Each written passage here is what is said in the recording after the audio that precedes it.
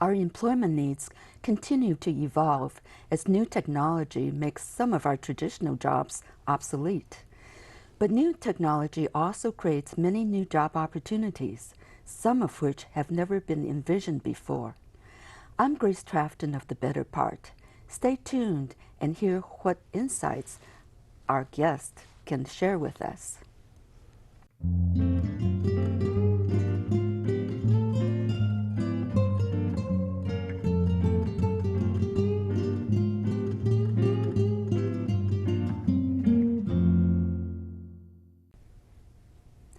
Our guest, Dr. Tracy Weiland, is the author of 11 books. She's a global speaker and media contributor on the impact of technology on work, careers, and women's leadership. Her latest book is titled Employed for Life, 21st Century Career Trends. Welcome, Tracy. Thank you. Thanks for having me. So what are the trends that you're watching right now for employment opportunities?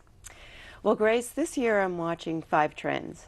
Aging as a job creator, security, different technologies, skilled labor, and also micro businesses. So those are the big 5 for 2016.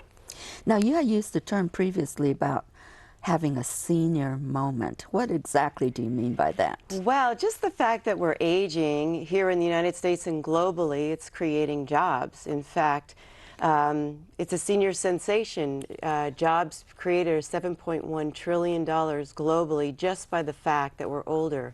In the United States, 1 out of 3 people are over the age of 50. That's 100 million people. That's a lot of people. And these people are, live life and do things, and that creates jobs. So to me, it's a very exciting area to look at. So what are some of these jobs that the aging population is creating? Well, first just look at where people live, right? So everybody needs a place to live. Well, as we age, we have a lot of choices that we make. We may choose to stay home, and many do, and are retrofitting and redecorating their homes for retirement and past retirement, as well as people are going to adult communities. There's 50 plus, 60 plus, 70 plus, and there's high demand for these communities. And then you also have, like, the community retirement. Once you hit a certain age, you may not medically feel well, and then you may want to go on to a community retirement center. And so all of this just drives demand. In fact, there's shortages today. I visited a community senior center, and there was a 5-year shortage. Is that right? So all of this creates jobs because you need people, right? Some of these are run like hotels. Some of these, think about the services, the landscaping, the health aides. So there's so much support infrastructure just in a lot of this adult living. So that's a big demand that isn't really being met completely right now. Well, it's a job growth area, and it's certainly, as we live longer, this will just continue to increase, and more communities will be built, or more retirement facilities will be built, or more choices that seniors will make to live at home and bring in services. And of course, healthcare is becoming a bigger issue as we get older. Sure. So, just think about, we can replace all our body parts and, with medical assistance, but we need occupational therapists, we need physical therapists, we need nurses, we need home health aides. There's a whole variety. Just think about your eyesight, think about your hearing. All of this, as it changes as we age, we need more services to support it. And so vision, right, eye photographers or audiologists for hearing help, or CT scans or MRIs. So all of this is creating a lot of jobs in the healthcare industry. So are more medical students going into these fields like geriatrics and all the other fields pertaining to the aging population? Well, there's certainly more options today. So I would say to students, if you're looking towards the future, aging is an area that's creating a lot of jobs. And healthcare is one of these areas, and you can specialize in something like geriatrics or something for someone who's older. And I think that's a great area if you want to get into it and do something different. And also, retired people have more time to travel. Does this impact the job market? It does. In fact, the AARP, the Association for Retired Persons, had a large study done, and they found that retirees actually are driving the travel industry about 36% over the next 10 years. And actually, they're traveling not only domestically, but also abroad. And what they found is they actually spend more money than people who are working. Oh, is that right? So, you know, you could say that retirees are traveling, and by doing that, they're creating jobs. Because if you think about it, airlines, buses, cruise lines, hotels, tourism services, restaurants, you know, everything to support the whole idea of someone taking a trip. And all of this just trickles down to jobs in a variety of areas. Now, do older people require different accommodations than younger travelers? Well, I would say that each traveler makes different choices on what kinds of ways they want to travel.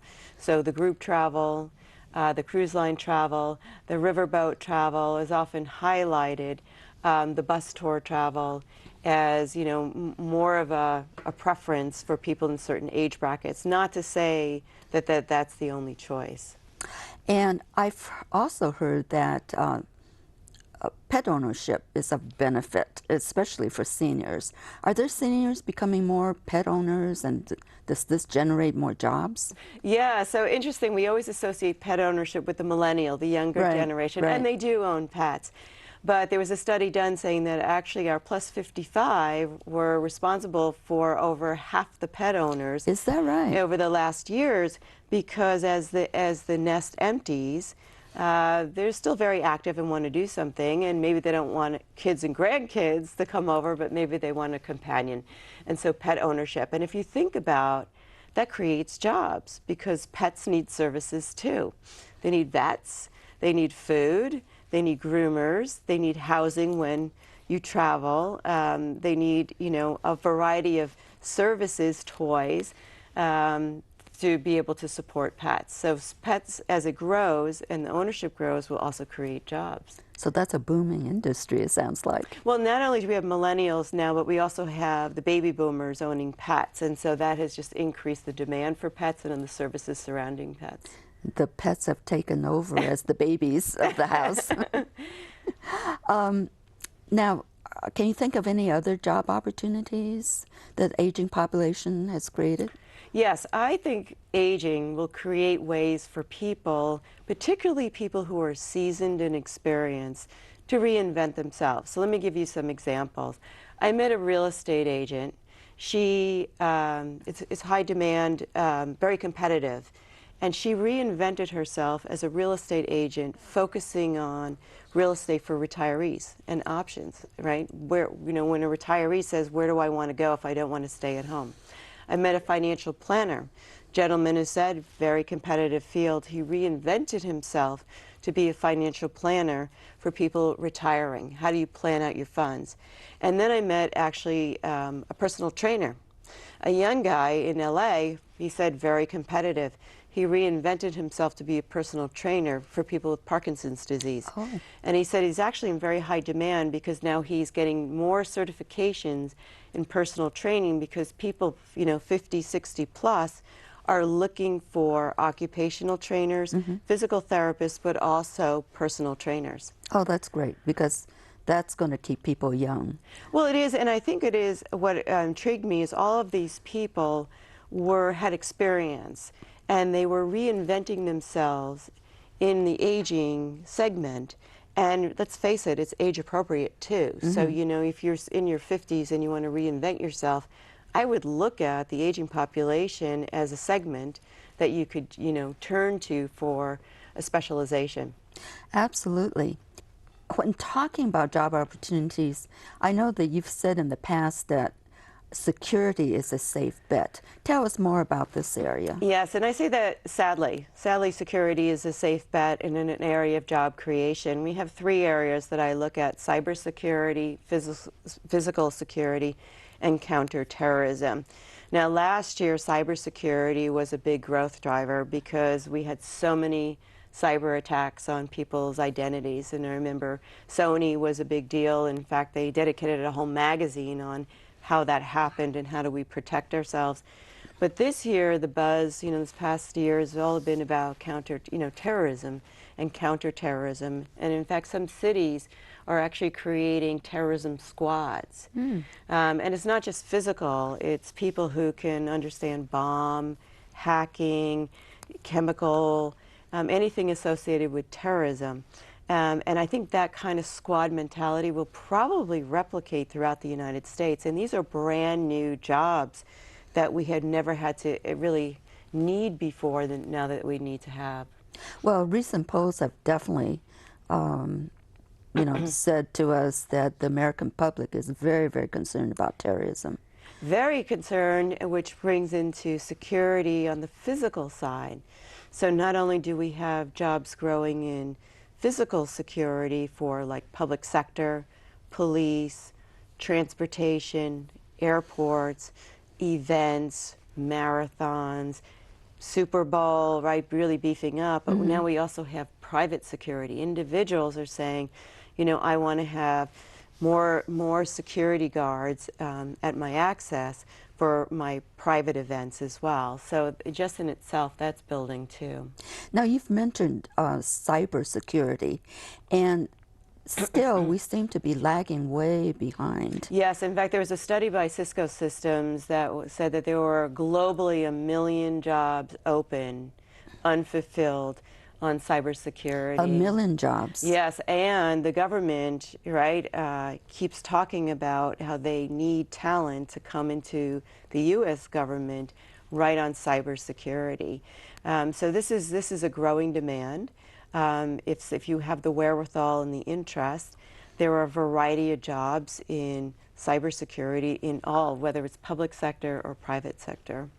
Now, in our high-tech world, especially where we live here in Silicon Valley, new job opportunities appear that we haven't imagined a short time ago. What are some of these new fangled type of jobs? Well, I look at what's new each year. And so for this year, I look at virtual reality and augmented virtual reality.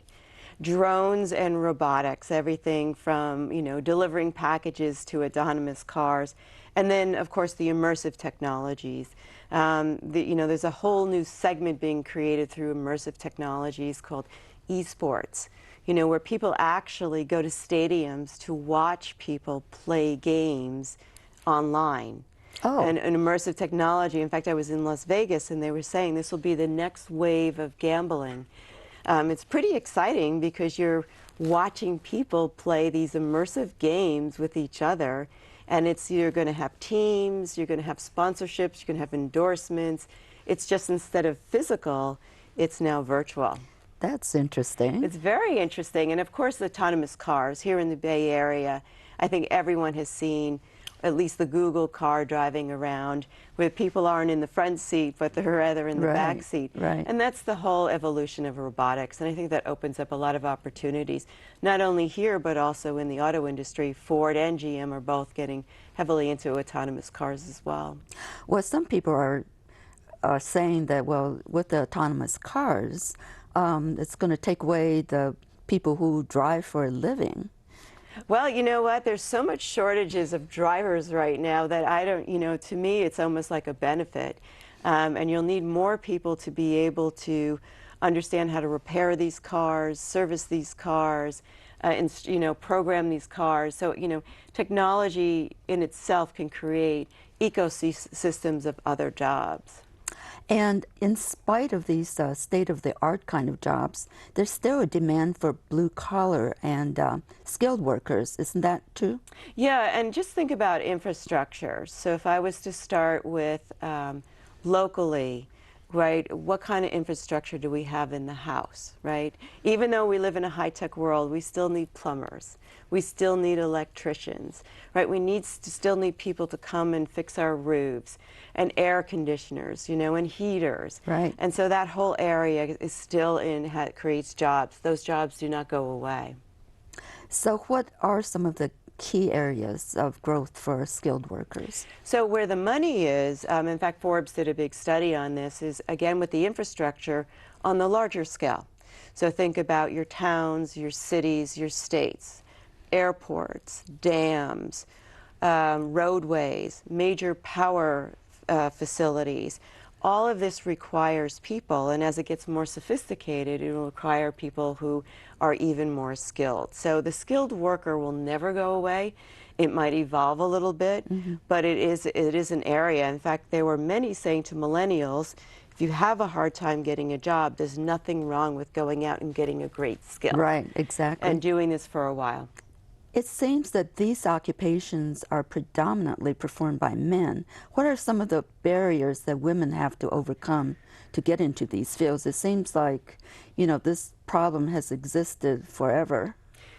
Well, it's a good point that you bring up. I was talking to the head of a very large trucking company, and she, as a CEO of the company, was saying it is hard to attract women in the trucking industry.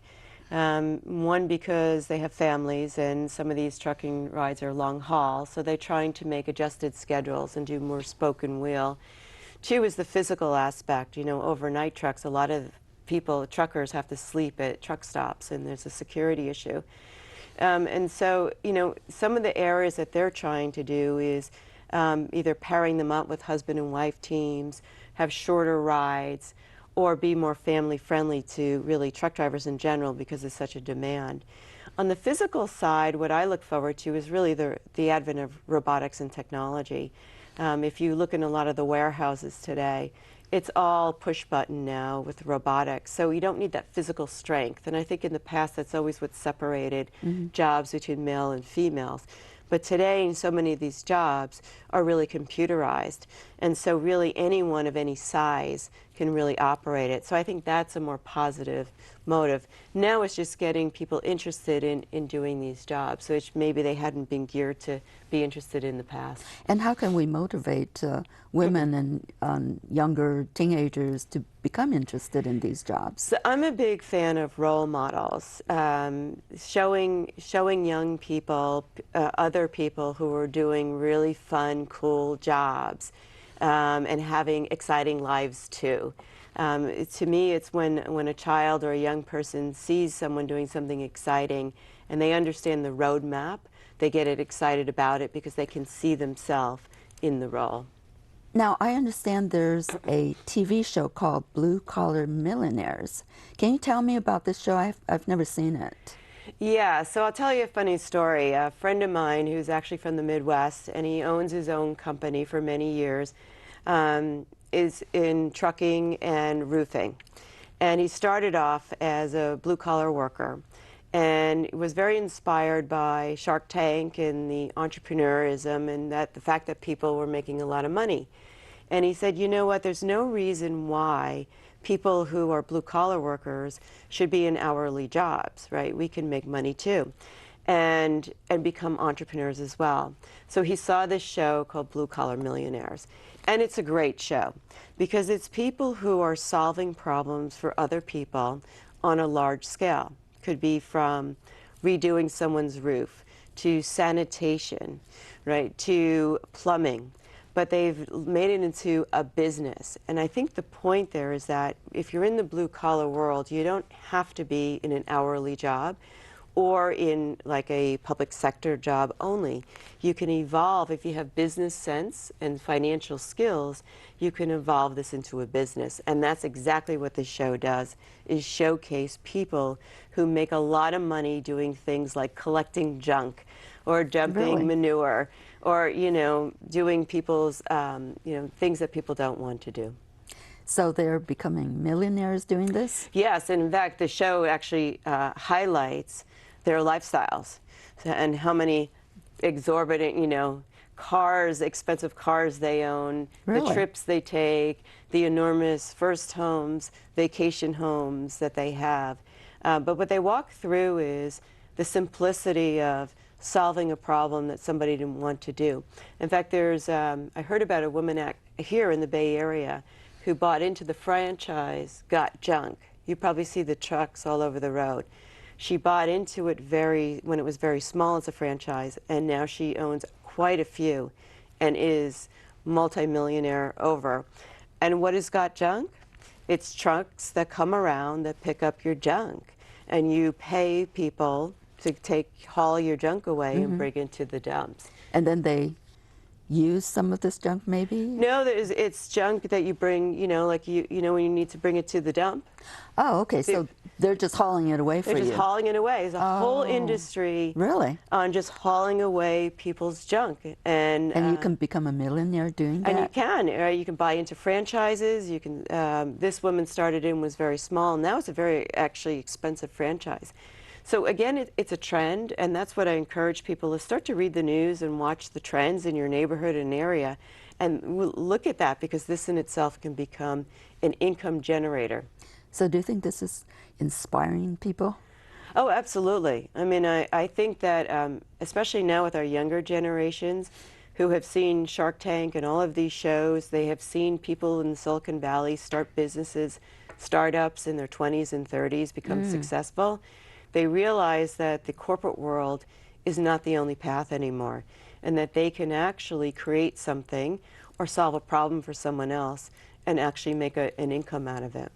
So do you think a lot of millennials are going this direction? So the millennials have created that, and then the next generation, which is Generation Z, which is the 20 and under, have also grown up and now observing not only their parents lose jobs in the corporate world, their millennial siblings not being able to get jobs, even with college degrees, and they're saying that as pragmatically, I really do need to start working younger and figuring this out, and they are very inspired by entrepreneurism.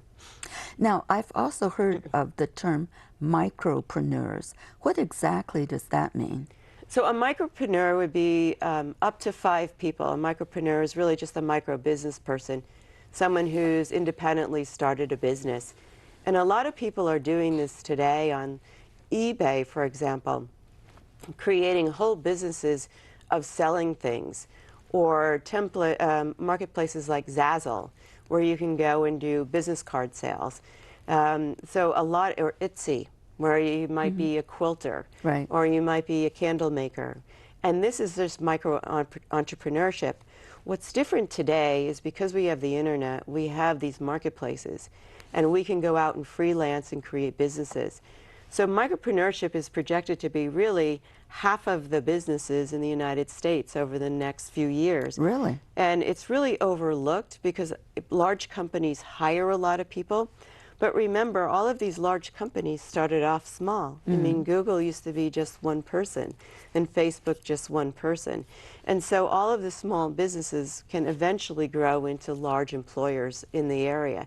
And I think that's what's exciting, and I think people are looking at that saying, I can actually create a business, I can start a business, I can own a business, and I can actually then create jobs. And I think that's an exciting theme, and that's one that we hear a lot in 2016. You've recently said that franchising is an area that's often overlooked. Tell us more about this. Yeah, I think franchising is quite interesting because if you're not creative like me and can't think of a business to start, you can already buy into one that exists. And I think when people think of franchising, they think of the big ones, you know, McDonald's and Chipotle, and those are very expensive franchises to buy into. Right. But if we just reflect back on the health in the aging, there's so many franchises with home aides, home angels, all kinds of health aides, and occupational therapists, right? A lot of these franchises focusing on services. There's also a number of franchises for in the marketing industry, in really internet marketing. Some of these franchises you can actually buy in at a very low level, some just a couple $100s. Oh, really? But, there's always a big but, because people write to me and say, which franchise can I buy into? Exactly. Well, here's where you go look. Number one, you can look at Entrepreneur Magazine. They always have a list every year. You can, of course, look at Forbes and Fortune, and you can also look online. But you vet it. You got to vet it, right? Because there's a lot of criteria. Just think about you're taking over a business. Right. So the owners want to make sure that you have financial lines of credit, that you have savings, that you have knowledge, right? They're not going to run the business for you. You're buying into something that's successful. But we had talked in other shows about young women and have really gotten inspired by franchising. The Phoenix Suites is the hairdressing franchising. There's Core Bar and Pure Bar, a lot of these, physical fitness, and also women in their 40s and 50s who have business skills, have left the workforce, but still want to own a business. And so I think it is an opportunity area for a lot of people, not only who are experienced, but also people who are just not ready to work in the corporation anymore, but still want to do something else, but can't think of what to do. Tell us more about the different areas of franchising. So there you have services, right? So I think that's one, is people need services constantly, whether it's landscaping services or health services or home aid services or cleaning services, right? And a lot of these services, by the way, are on demand now too. And so that also creates new franchises or new business opportunities. Can I create an on-demand environment for home health or maids or chefs or food delivery services, right? So all of that. And then you have the whole health and fitness area. There's a lot of gyms or new kinds of health and training. Every year there's something new, whether it's spin or kettlebells Right. or bar. And these all start, have franchises that people can just buy into at the local level. And then, of course, there's the food, that started off with the McDonald's. But, you have growing food services. Could be the new yogurt bar, the new salad bar, the new Mexican restaurant, concept, the new food truck concept. And all of these can be franchise opportunities as well. Well, Tracy, I think our time is up for today, and you've given us a lot of interesting things to think about. Thank you again. Oh, thank you. The Better Part is produced by volunteers at the Cupertino Senior Center. Absolutely no experience is required to join the Better Part. If you would like to look into being a part of our group, please leave a message with the Cupertino Senior Center. It's a lot of fun to be part of a TV show, so check us out. And thank you again for being with us today. And remember to also watch us on YouTube and Roku. See you next time. Bye-bye.